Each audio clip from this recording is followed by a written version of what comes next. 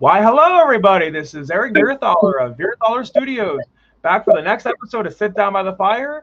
I'm here with my next special guest. Please introduce yourself. Hi, my name is Karen McCullough. I'm from Texas.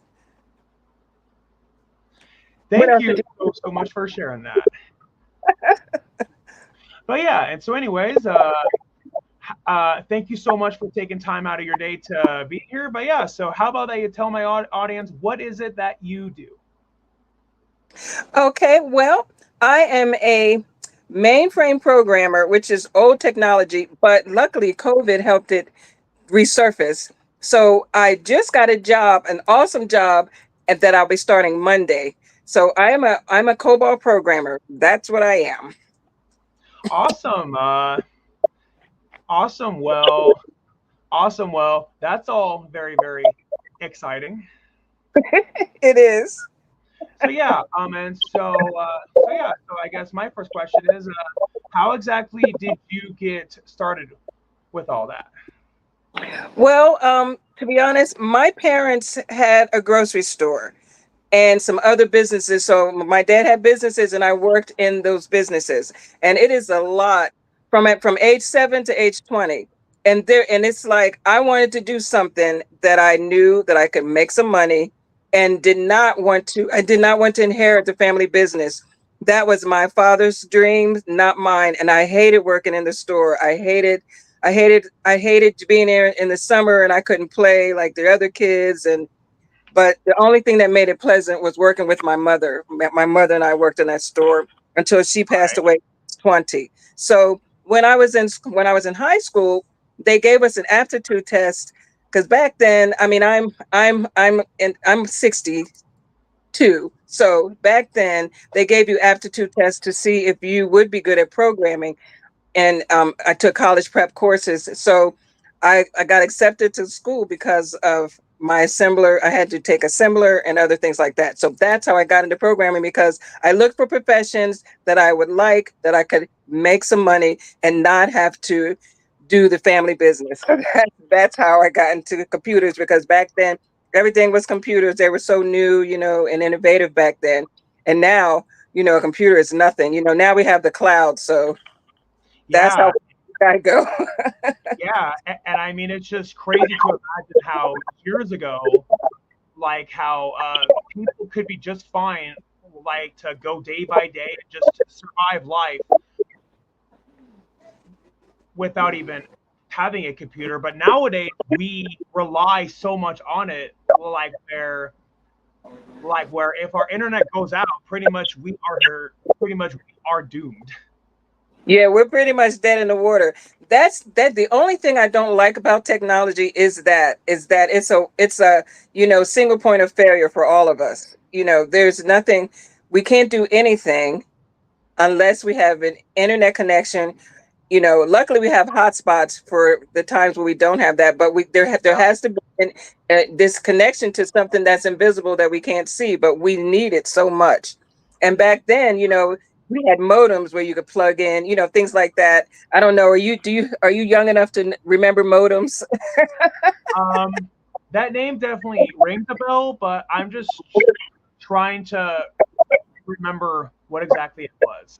Yeah, and then we had things like dial up where you would like unplug your phone and plug this. Yeah, so remember, like those, you had a physical way to connect, but now it's all, it's the internet, it's World Wide Web, it's Wi-Fi, things you can't see, but we need it, and when we don't have it, our world is comes crashing down. Certainly, yeah. And now I can't remember if this was dial up or not, but what I do remember, a lot of other people were saying the exact same thing. Like, say, if you're doing something on the computer, like playing a game, and then say if your parents were there and if they needed to make a phone call, they and then would have to tell you that you had to get off of the computer just on that way that they could make that call. That's right, you did. There was no way around it. Yeah, and and I definitely never will forget how at that time being so frustrated, knowing that I had to end my game and I was having so much fun. But ultimately, your parents got to do what they got to do. Yes. Yep. And it was usually something work related. That's the only reason you usually had that. It was work related. And then I don't know if you remember, well, you don't seem old enough for that, but we had things that were called word processors where, that was the only way that you could like type a letter or send electronic mail, which is just email. So many things, so much progress, but it was, when I look back, it's like, how did we survive that? Because we didn't know any different. That was new and innovative to us. And now look what we have. Now you have now you have Siri and all these other Genesis and Alexa. You can tell them to do things. You have all this other stuff. It's pretty Yeah, cool. yeah, and also even knowing how people used to have typewriters, and now like with computers and everything Yeah, else, yeah, it's like what's even the point to even having one now? I know. It's just they're in museums. I mean, just Yeah, to show. I remember we had a typing class, and I remember that IBM Selectric that had that little ball element that would turn every time you. I mean, it yeah, was fancy. It wasn't the manual ching ching thing, but it was IBM Selectric. We could not. We rejoiced when we had those in high school. Those were brand new. You would have thought that it was a car. How much we loved it. certainly, yeah, and yeah, and now even though that it was before my time, but well, one of the things that my dad told me is that back when cell phones first came out, cell phones definitely were not as portable back then as they are now. And my dad told me that at that time, he had to carry his cell phone in a suitcase. Yes, because the actual phone itself was about the size of a brick.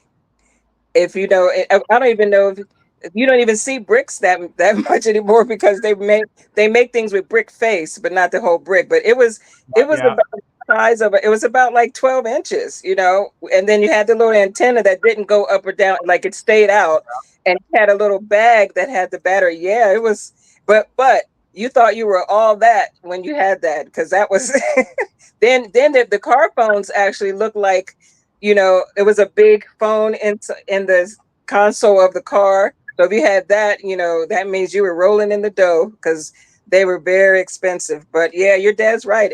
You had to carry it. It was a backpack size thing.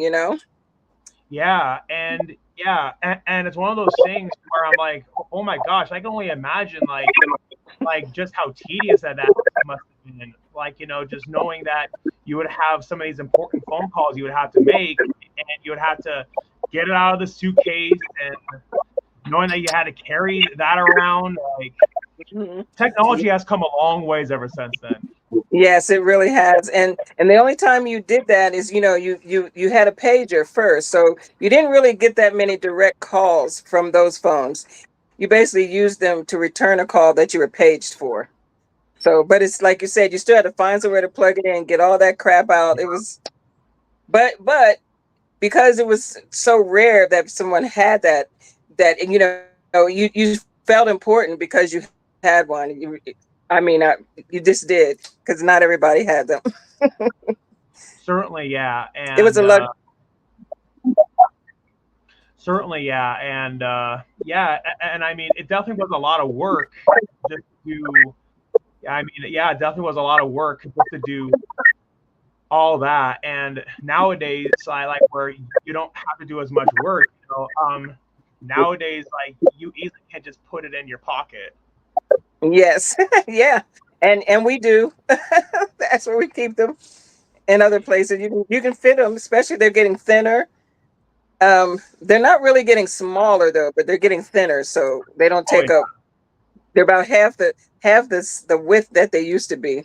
Some of the phones.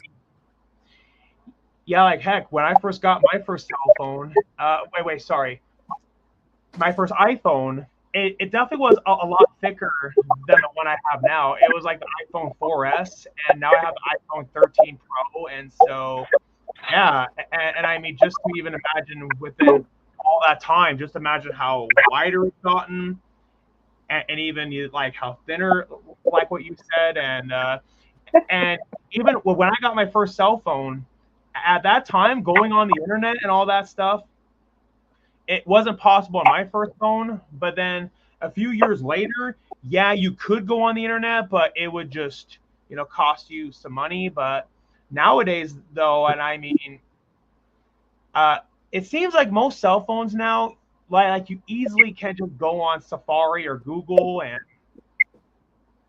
yeah, Yes. and I mean, yeah, just imagine within all that amount of time, just how much things have changed. Yes. For the better.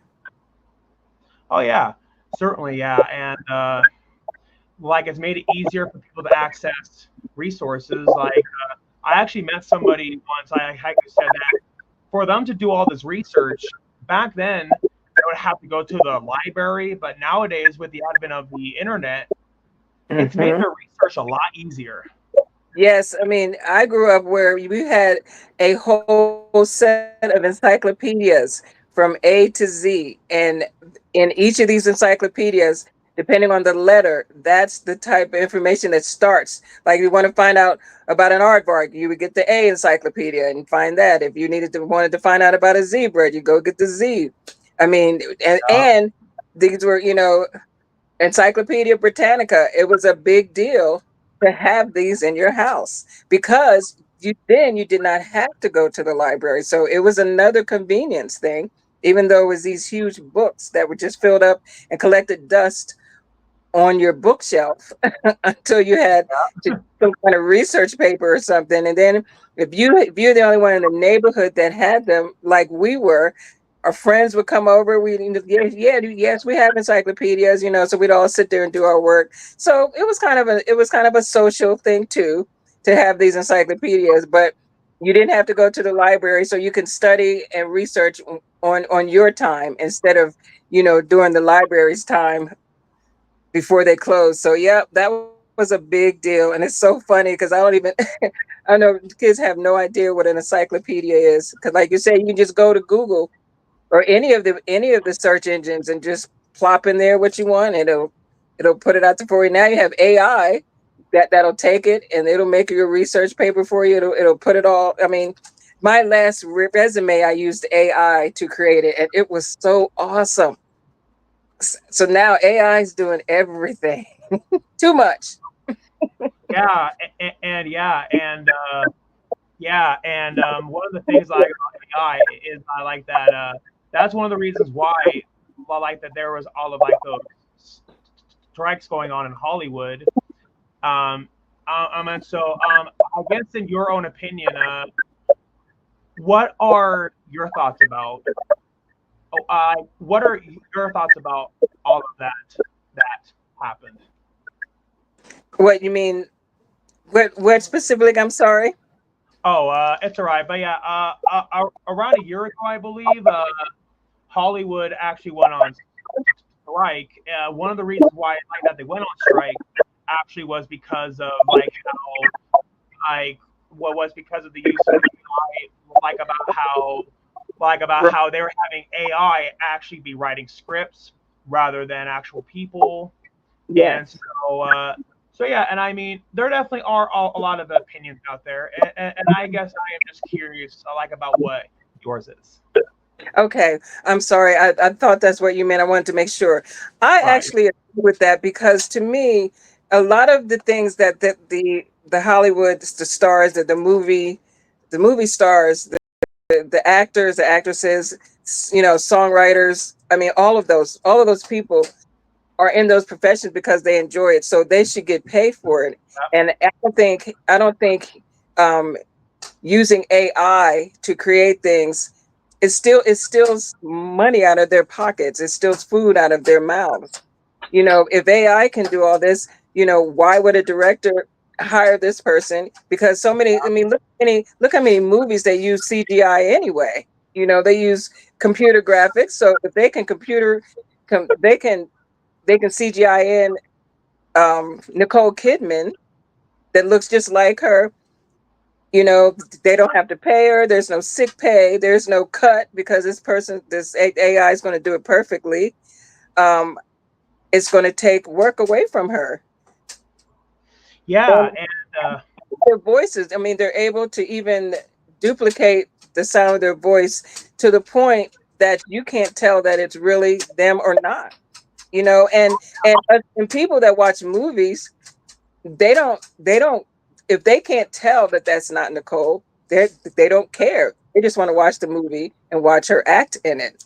But it's Yeah, definitely going to make a difference to her, because if she doesn't get work so that she can earn a living like she's been doing, it's basically stealing their livelihood. It's like they're cloning them, and the clone is getting the work and the real person isn't.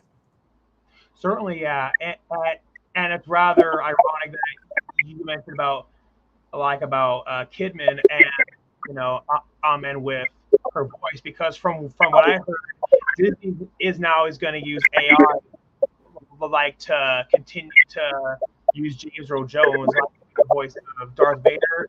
I mean, it makes sense in that case. It's because James Earl Jones is now dead, and it'll be really, really hard to find somebody who sounds like James Earl Jones. And so, and then in that case, I can see why that they would do it under that circumstance. But under a lot of other circumstances, like where the actor is alive, I could definitely see why that there would be issues with that. And I may consider like that the actor is alive still, so therefore they should get paid for it. And that's also one of the reasons why all that stuff happened in Hollywood is because a lot of the actors were saying that we're not getting paid enough, and and we should get paid more. Hmm. And yeah, Absolutely. yeah, Now and I would say that that's very justifiable.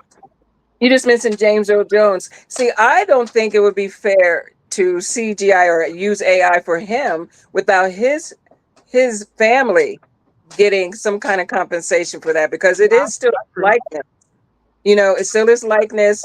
And you're right. His voice is just fun. His voice is just iconic. Yeah, And there's something that they wanted to put his voice in. I still think now, I guess I'll backtrack on the AI. I guess AI would be okay as long as they got permission from yeah, the family, or even like I use Nicole Kidman. Let's say that there's something that she would like to be in, but she can't because of something else. And if they can AI her in and she still get compensated for it because they're basically still using her likeness, uh then I huh, guess okay, as long as they're compensated somehow, because otherwise it's just like stealing their livelihood if they're not. And I don't know how. Just like right now, there's a lot of cyber crimes happening, but yeah. there aren't any cyber crime rule laws that people are breaking, so people are getting away with it. There's so much cybercrime, they're going to have to come up with laws, and if you do this, then these are the consequences, and I think AI should fall in that same category. Oh yeah, certainly so. And yeah, and I definitely really hope that that is the case, like with Joe Jones' family. I definitely really hope that Disney did negotiate that deal with the family. I hope Yes. so. I don't have that knowledge if they did or not, but Yeah. the best thing I can do is hope. And yeah, saying about all these cyber crimes, one of the things that I heard unfortunately has been happening a lot. Now, deepfake, it is a blessing and it's a curse. One of the things that's fun about it is that I've seen people have some fun with it. Like I've seen people like will like deep fake Tom Selleck's face on the Harrison Ford's face, like in Indiana Jones. Primarily, it is because that Tom Selleck almost was going to be Indiana Jones, and so it's more of like a what if thing. But the downside to deepfake is that unfortunately, I've heard of people being falsely accused of crimes they didn't commit, and a deep fake like has been used like as has been used as something against them. So yeah, and so it really is a double-edged sword. I would say what really matters is just how you use it. Right. That's true. And in that you're not violating anyone, and but that's just it, because it's so new. There's somebody that's going to have to make up some rules, some boundaries, because it's so new, there aren't any. So that definitely needs to be done. And it's because it is so new, because I mean it's just endless what you can do with it. And Oh, it is. it scares me though is that I think we're going to have to use AI to tell if something is AI or not. You know, and I've heard that AI can they're like they can create their own language and leave us completely out.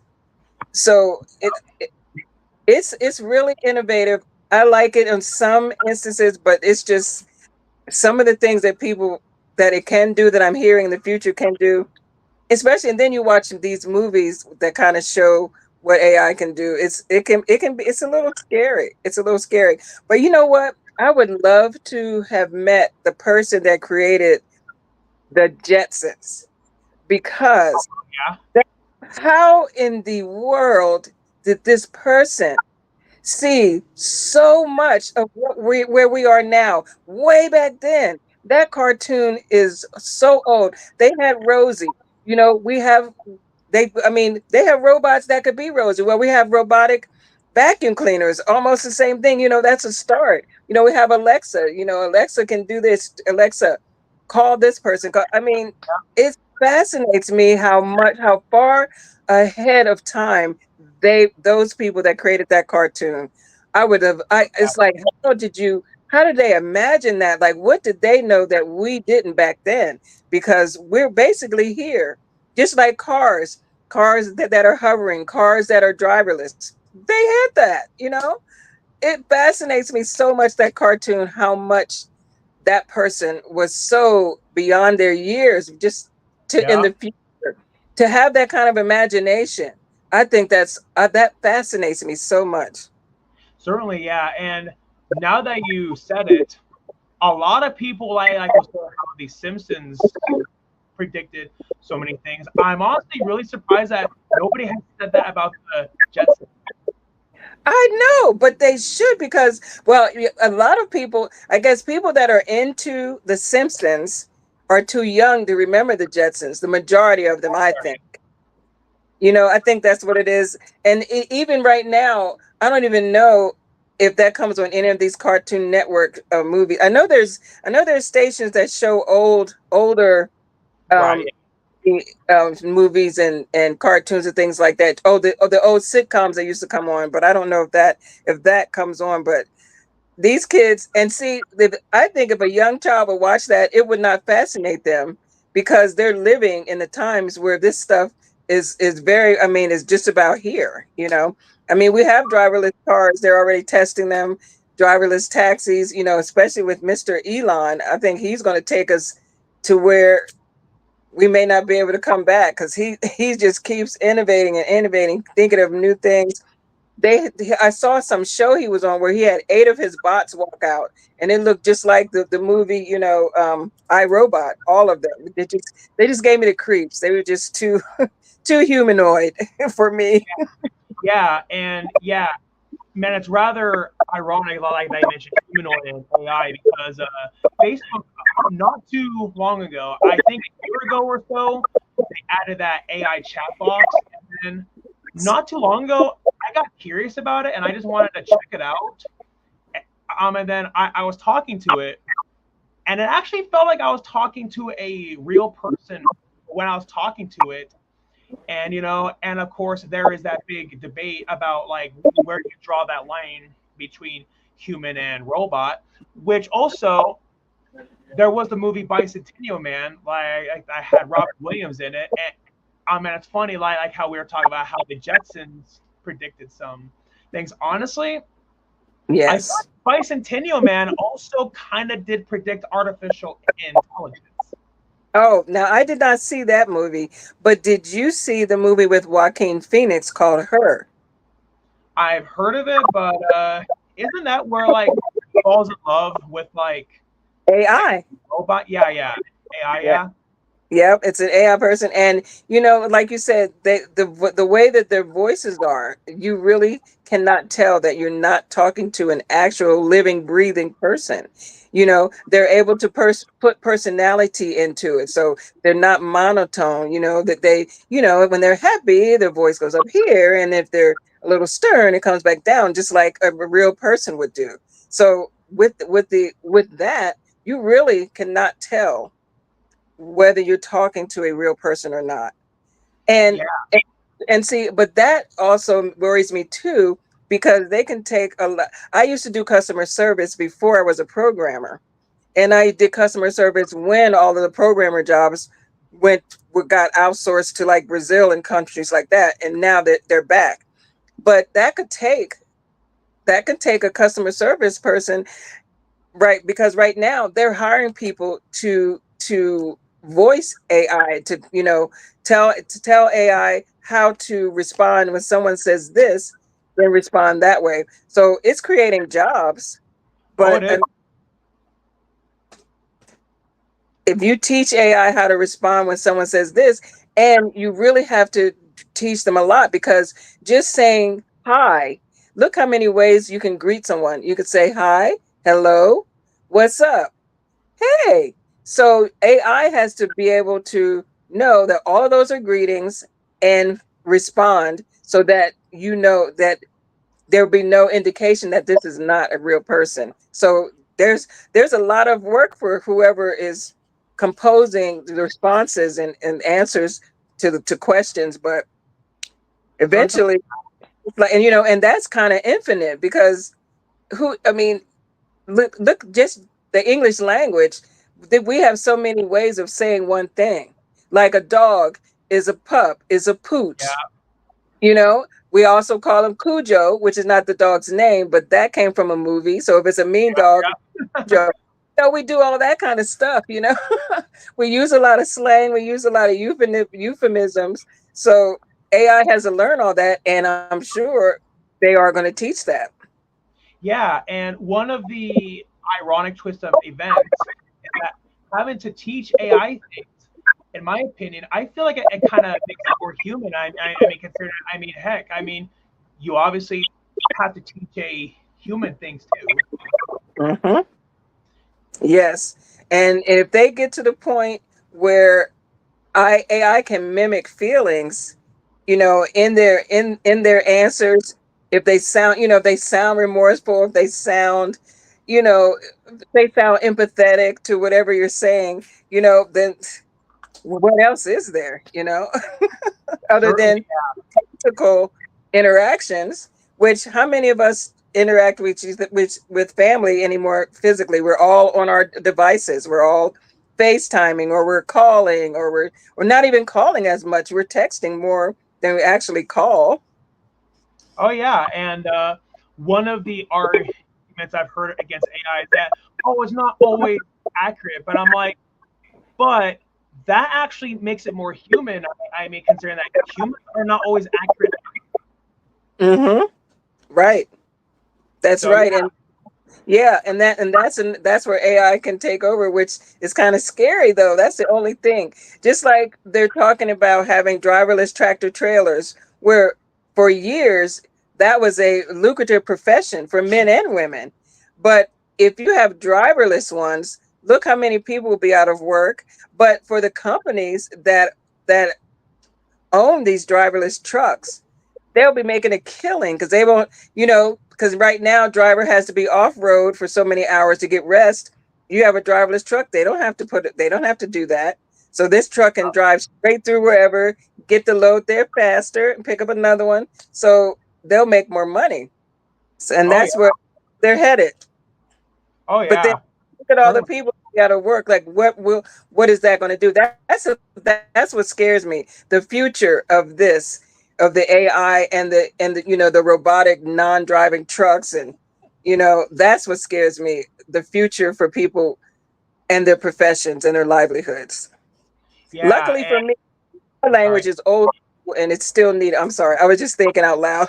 Luckily Oh, for the type of programmer I am, see, I'm the big IBM mainframe. That's what I program, and a lot of people don't know that they still exist, and mainly insurance companies, hospitals, and banks, because of the millions of transactions per second that they process, and the number of transactions and files that a bank has, and insurance and hospitals. They're really going to still be around, but they're kind of in the background handling things, and people don't realize that. certainly. So Yeah. And so far, so yeah. far. Oh, oh yeah. Sorry, but yeah. one of the things that I've heard against cars that drive themselves is like, oh, won't that cause more wrecks? And I'm like, people all already do cause enough wrecks when they're driving themselves, and so yet again, it's like having it not be perfect. Ironically, it makes it more human, and I mean, it goes back to what that previous argument that I heard against it. And so, yeah, but yeah, it's definitely a very, very fascinating topic. It is. And I mean, I could see the necessity of it sometimes, but I don't want us, just like I don't want us to go to all electric cars either, because all you need is a grid to go out and then you can't even charge your car. I mean, there was a, was it Puerto Rico, one of these islands, the whole island had a blackout. The whole grid shut down. And if people had electric cars, that would be horrible unless your car was already charged. But if you had a hybrid where you could put gas in it, I don't know. I don't know how I feel about that now that I'm saying it.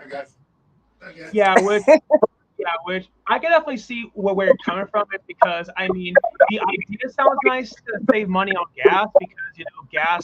I mean it all adds up. I mean Yes. the idea sounds nice to be able to plug in your car and charge it, but what if you're on the highway and if there's not anywhere that they can charge it that's nearby? So Mhm. And it's not like you can, it's not like a charger. You can carry an extra charger and find an outlet to plug. It's not like you can, like, where can you can't carry anything that you can use to plug in your car anywhere. There's specific outlets with specific attachments. You just can't plug it anywhere. certainly, yeah. And so it's like it sounds nice in concept, but it's Hmm. just unless if unless if they have that budget as to where that can build all of a lot like the places where people can charge their cars on highways. But knowing that a lot of people are going to want to take advantage of that, and so and therefore it's like, are there even going to be spots available? Right, right. Because you need, like you said, you need spots for it. You need space. There's hardly spaces for anything right now. I mean, when you see the new developments where they're building homes, there's you can literally take your hand, stick it out their window, and your neighbor could do the same thing, and you guys could touch because that's how much land we don't have. And they're squeezing these homes where back in the day you had a nice big yard. Now all the homes are stacked together and they cost a ridiculous amount and don't even have the yard space like homes used to back in the day. Oh yeah, certainly so. And I just thought of this. They already do have like all of these rest stops like on the highway, and I can imagine like say for our argument's sakes, let's say that cars that drive themselves and like cars that need to recharge their batteries rather than gas. I can imagine that at a lot of rest stops, I can imagine that they might have the option where if you want to recharge your car's batteries. So Yes, I know. Now some do. Now I know here in Texas, there are some apartment complexes that have put car charging ports oh wow. yeah. I mean, they're getting ready for it because most of the electric car, you do see a lot of Teslas around here. But what you made me think of something. Remember how Okay. we were talking about driverless cars? Yeah, yeah, What yeah. if a driverless car starts to run out of battery? Who's going to charge it? It can't pull up. Like if it pulls up, how will that car get recharged without a human to do it? Yeah, yeah, exactly. And Especially now. They may have some bot do it later, I'm sure. I guess if you have a driverless car and you would pull into a certain parking spot and some bot will do it. certainly, yeah. I mean, I can definitely see that being a possibility. And it's like, if the driverless car was a wreck, I guess, well, you obviously can't sue the driver because there is no driver. I guess you could sue the company who made it, I suppose. Oh yeah, definitely. And then those cars have they have so many cameras and sensors. So when there's an accident, I'm sure it's going to trigger some report somewhere. It's going to trigger something that'll send help. I'm sure that they have all of that, in the works. But it's just a lot to take in. But it is definitely not far from the future at all. It's definitely coming. Definitely. Oh yeah, definitely. And I mean, seeing what AI has already done, like, like, like I've seen a lot of people are using AI to make film posters now, and Mm, yeah, and yep. even people are using AI like to modify old family pictures, and now there are people who will use that for good and evil. Like that, there are people like say if their old family pictures like are just really beat up and whatnot, they'll use AI to fix it up and make it look more new.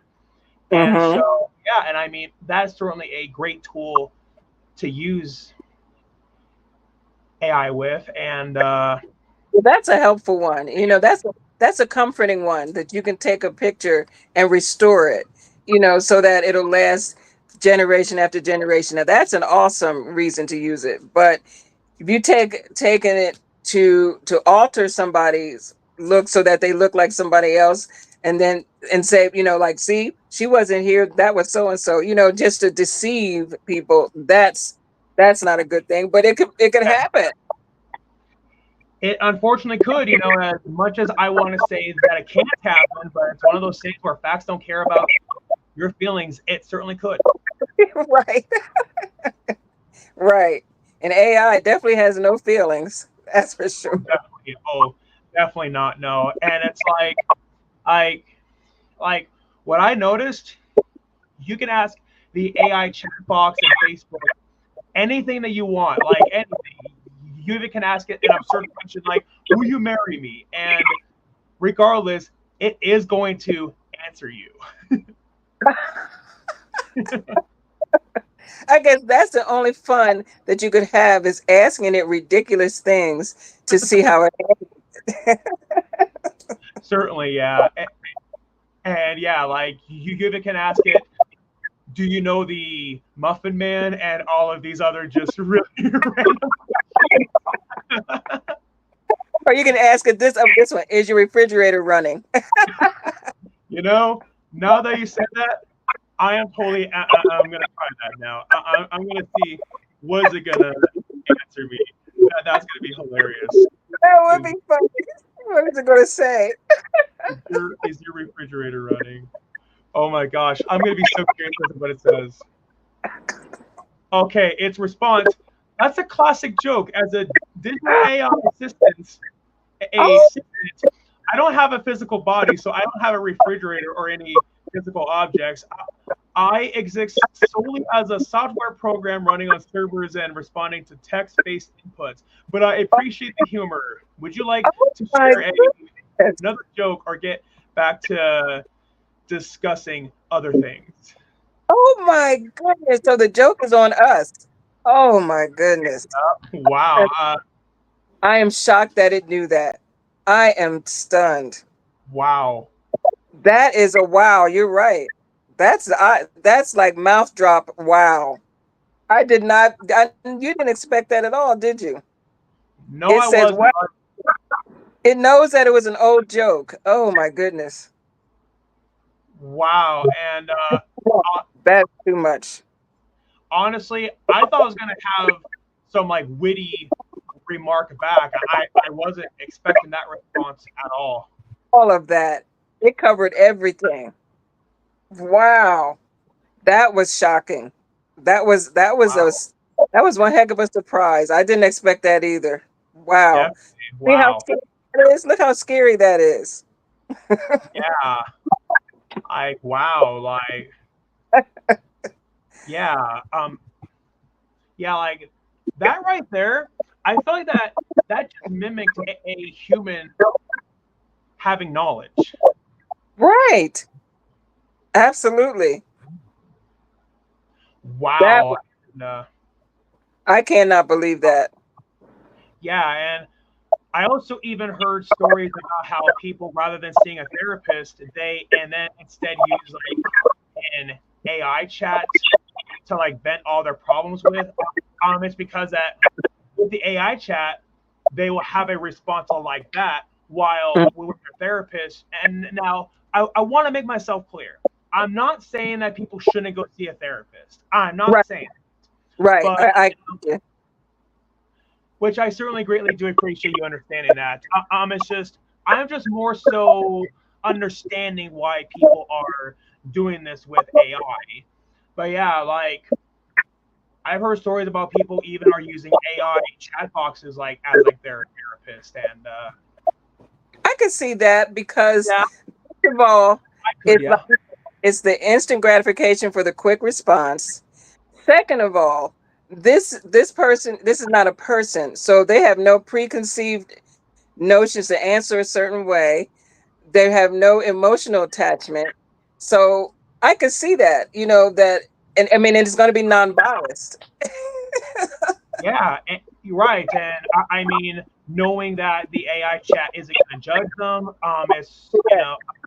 not going to do any of that, so I can definitely see why people would do that, and it even goes back to that her movie that you were saying, and I mean because of that, I can see why that there would be people like who genuinely would fall in love with like so and so robot, like or so and so AI, and even goes back to Bicentennial Man, as I said, because in that movie, one of the characters, Amanda, I she and then started to fall in love with Andrew, like who's the robot played by Robin Williams, but ultimately she was too scared to do that, to marry Andrew, because she was scared of what society would say.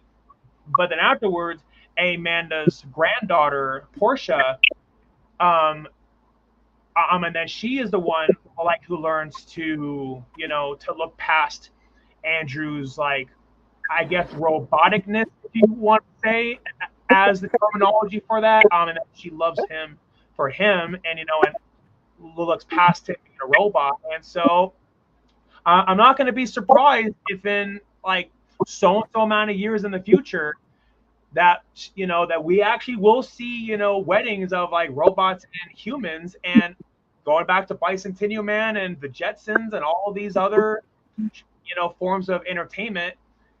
I feel Mm-hmm. like that Bicentennial Man also did predict the future because Portia and Andrew, spoilers for the movie, they end up getting married at the end, and so I can definitely see that. I can definitely see humans trying to advocate for how that like for how a human and a robot definitely have that right to get married, and so yeah, I could definitely see that. Yep, and that'll be changing all the law, because right now they have some states, recognize same-sex marriage. Now they're gonna have to add that extra robot marriage. Yeah. It's not gonna be a humanoid. So I'm gonna definitely have to watch that movie. I love Robin Williams. So I cannot believe I've never seen that movie, but I want to watch that because I've seen her, and if you see Subservient, that's another one with Megan Fox. She Okay. plays a play. That's I don't want to give that. Watch that one. Okay. Watch Okay. that. Well, okay, awesome. Well, I certainly will take note of that. And yeah, Bicentennial Man, it's unfortunately a very underrated movie.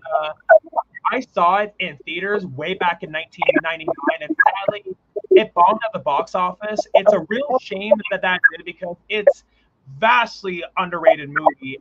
And yeah, and honestly, in my opinion, I think that that's one of Robin Williams' best movies. I mean, he gives such an emotional performance in it, and it really makes you think deeply, like about mortality and immortality, and and even AI, even though that it didn't intend to talk Uh about huh. AI, because AI wasn't even a thing at that time, and like, where yeah, that movie really was ahead of its time, Oh, it's good. just and it's just such a shame,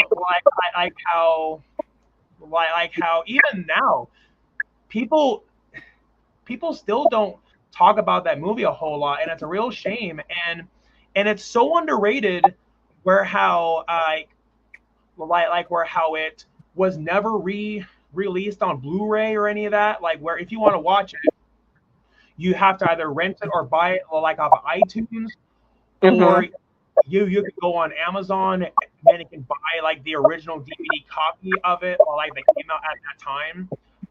It might be on some other services, and I just don't have that knowledge. But I'm yeah, going to check. We have definitely. one of those streaming services. I'm sorry, I didn't mean to interrupt you. We have one of those streaming services. I'm definitely going to look for it because I love Robin Williams. One of my favorite movies of his is The World According to Garp. Did you see that one? No, and honestly, I'm really surprised by the fact that I haven't even heard of it. So Oh man, it's got Glenn Close who plays his mother. It's The okay, World According to Garp. You have got. I love. If you think because what you described his acting in the Bicentennial Man, wait till you see this movie. And Glenn Close's character, it is the most awesome movie. I love that movie. So I'm gonna look up. I'm gonna look to see if I can stream and pull down Bicentennial Man because I like okay, Robert. cool. I also do, but yeah. So that film you just said, what is it called again? The World According to Garp. GARP is in Paul. Okay. Okay. Wow. Yeah, I'm really surprised that I haven't ever heard of this movie, but yeah, I definitely will be sure to check it out. So yeah, and so I definitely really do appreciate that. Okay. But yeah, thank you so much. Wow. Yeah, I definitely will check that out. But yeah, 1982. But yeah, it That's was what made on. Yeah, made on a $17 million budget and made 29 million. So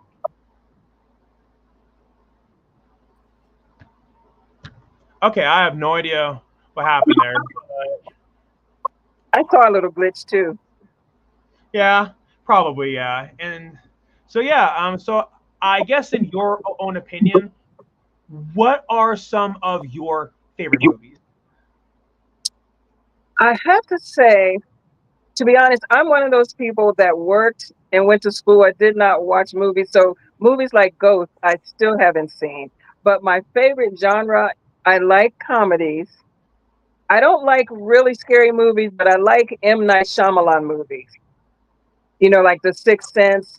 And this Right. new movie that's out now called Trap. I really like that. That's really good. But my favorite is comedies like Christmas Vacation. That's a tradition. Like watch that every Christmas. I love Chevy Chase movies. I love the vacation movies. Um, I like um, which I don't know what Mike Myers when he used to do. Oh, what's the character Mike Austin Powers. Austin? Yes, I love the Austin. But Mike Myers has not done anything, and I don't know how long. But I like I like Titanic, but I don't need to watch it over and over again. Just one Yeah, time. yeah, Just, I'm like that. But my favorite genre is comedies, though. So I like comedies.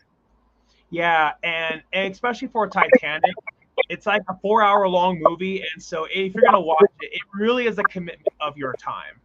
Yes, it is. Yes, just basically you got to have the whole evening to yourself because it is long. But that's not another movie that's a movie that I don't need to watch again because I don't have that much time.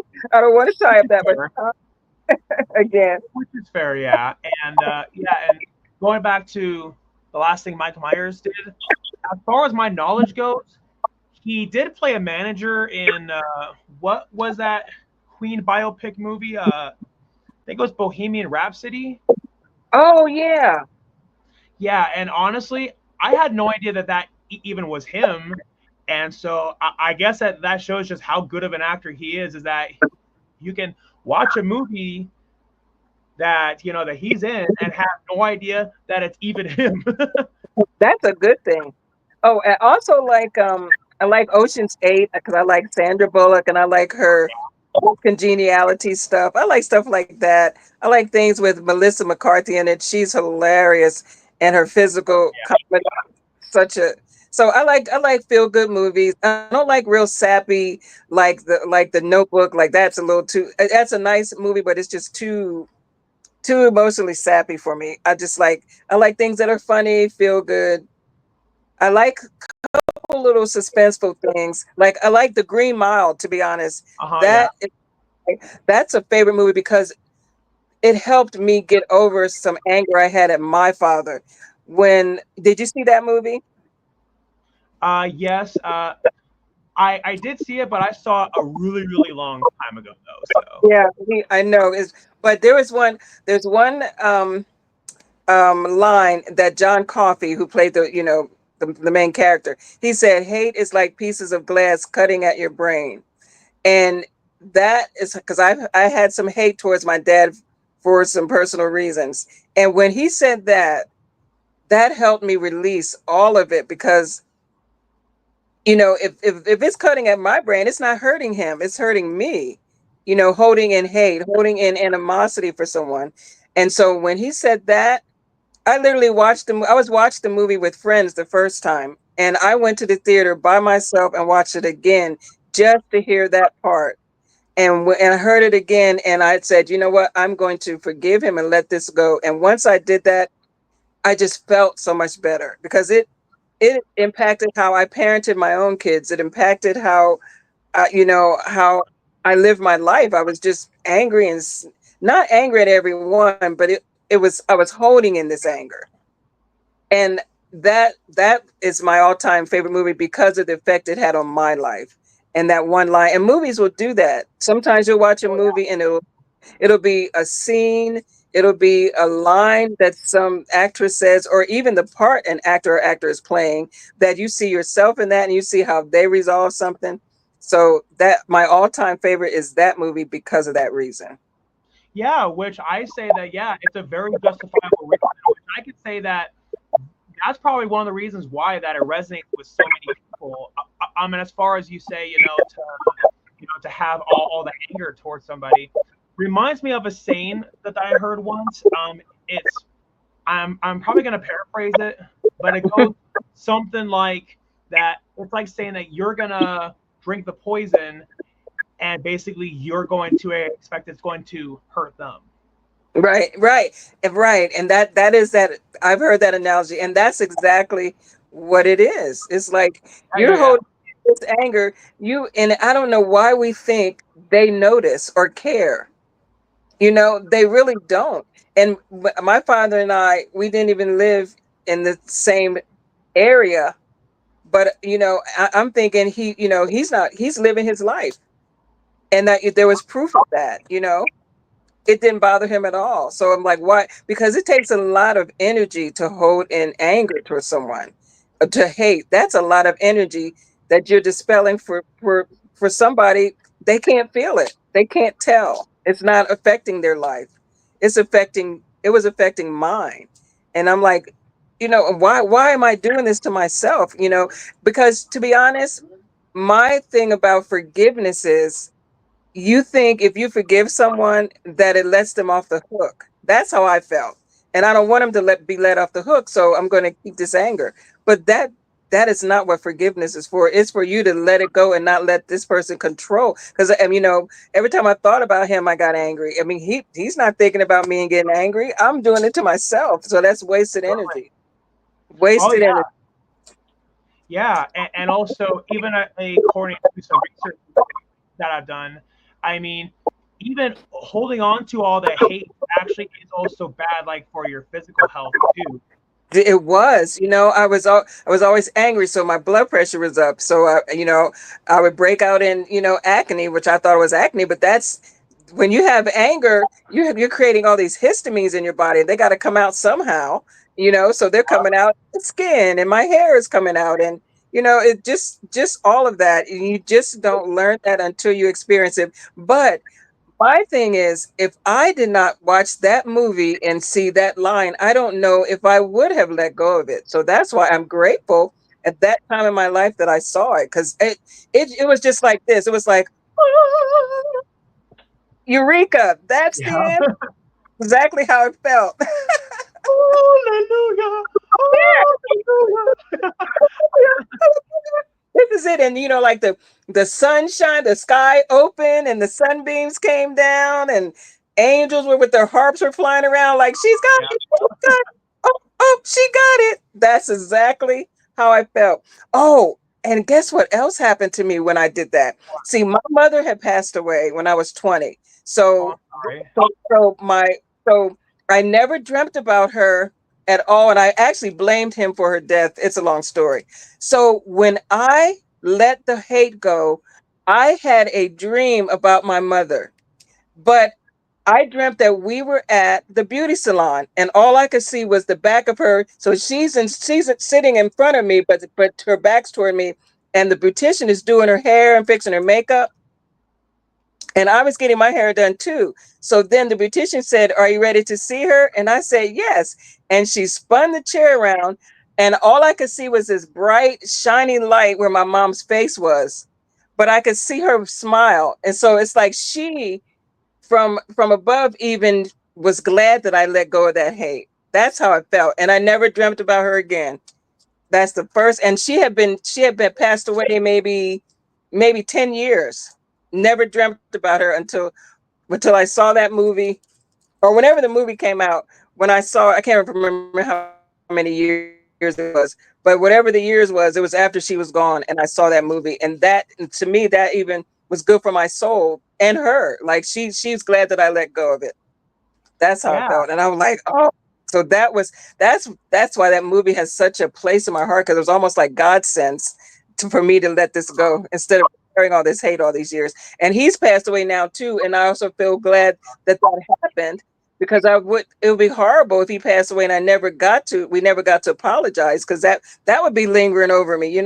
There's no way to do it now. certainly, yeah. And and in my own opinion, I think that you probably will agree.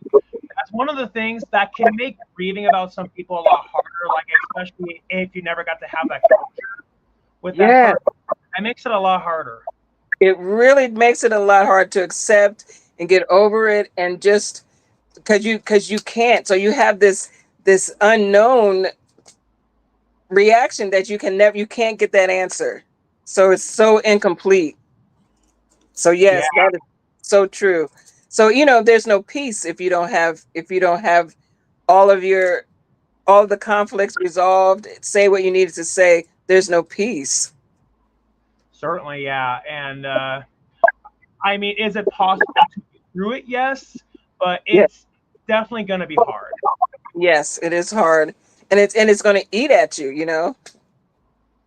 Oh, definitely, yeah. And and considering that that's even something that I have dealt with my whole life, and so and therefore, I definitely do understand how that is like. Mhm. Yes, sir. And yeah, definitely. And but there's also a saying that I've heard. Again, you may or may not agree, but everything happens for a reason. Yeah. Yes, I do. The older I get, I do believe that, because it proves itself right every time. I do believe that. And like, people think that's just a cliche or some canned saying that people say, but there is something to it. Sometimes Oh, sometimes that's exactly what it is. And then you see it for yourself, yeah. and you know that it's true. Oh yeah, definitely. And I feel like it's one of those things where it really doesn't hit you, but when it happens to you, and then after it happens to you, you and then reflect on your life. You and then reflect on how, oh well, if this didn't happen, that wouldn't have happened, and all these dominoes and then fall into Mm, place. And yeah, very true. yeah, It's very true. certainly, yeah. And then you realize that if it wasn't for so and so event happening in your life, you and then wouldn't have appreciated all the things that you do have, and ultimately, yeah. I mean, it makes us the people who we are now, and ultimately, does it suck to have to go through some of those trials in life? Absolutely so. But Yeah. yet, I feel like that we have to, though, just so in that way that it can make us the person who we are now.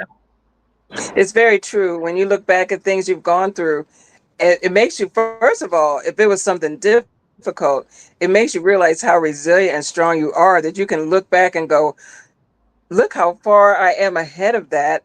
I made it through that. It just gives you that Yeah, confidence that you can take care of yourself and handle anything that comes your way. So, if you have fears about certain things, you definitely can let those go. It's like, okay, I've handled this, so I'm not afraid of that. It gives you that confidence. So, yep, that's very true.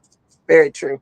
certainly, yeah, and and just knowing that when you survive all that, it actually feels kind of rewarding. It's because, and then you realize, hey, I survived all that. So what does that make Yeah. me? That makes me a warrior.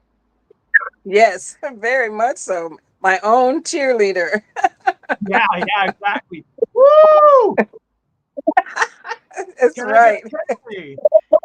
That's Can I get right. an Woo, A? Can I get an REN? What does that spell? Erin! did she do it? Yes, she did. Yeah, definitely. Yes, sir. Yeah, Absolutely. definitely. Yeah. Well, so yeah, so usually what I leave it off with in my podcast, if there's anything that my guest wants to plug in or like of anything upcoming for them,